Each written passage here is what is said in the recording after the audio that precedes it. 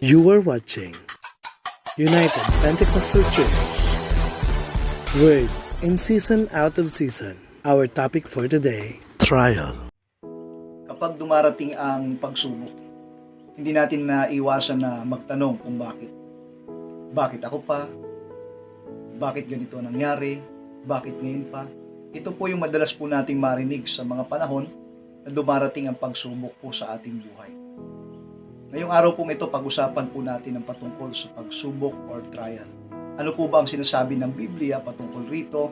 At paano po natin haharapin, paano natin mapagtatagumpayan sa panahon na tayo po'y nakakaranas ng pagsubok sa ating pong buhay.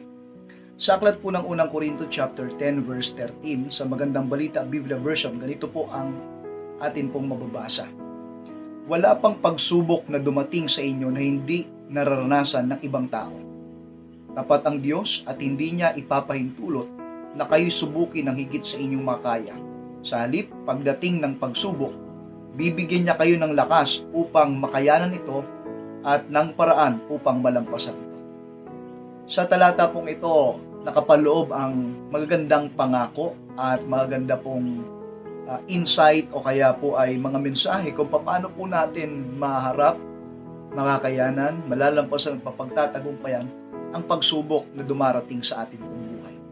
Sa talata pong ito po yung mga nakapaloob na dapat po nating maintindihan. Una, sa panahon ng pagsubok, pag ito po ay dumating, dapat nating tatandaan ang mga pagsubok na dumarating, ito po ay pangkaraniwan lamang. Sinabi po ng Biblia, wala pang pagsubok na dumating sa inyo na hindi naranasan ng ibang mga tao. Ang naranasan mo ngayon ay naranasan din ng iba, at kung nakayanan nila, na pagtagumpayan nila, nalampasan nila, kaya mo ring magawa iyon. Sapagkat ang pagsubok na dumating ay ito'y naranasan na ng ibang mga tao. Pangalawa, sa panahon ng pagsubok, dapat mong tatandaan, tapat ang Diyos. Gaano ba katapat ang Diyos? Siya ay Diyos na tumutulong. Siya ang Diyos na kumakatagpo ng iyong pangangailangan.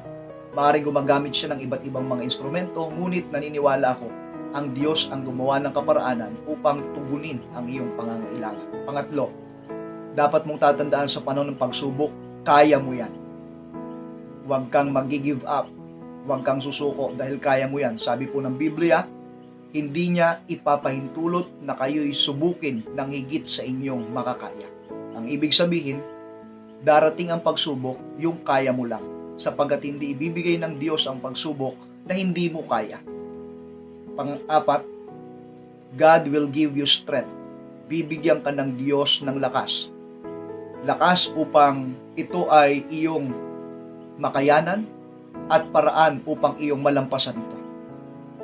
Ganyan po kabuti ang Diyos, mga kaibigan at mga kapatid. Sa panahon ng pagsubok na dumarating, hindi po dapat tayo mawalan po ng loob o panghinaan ng loob.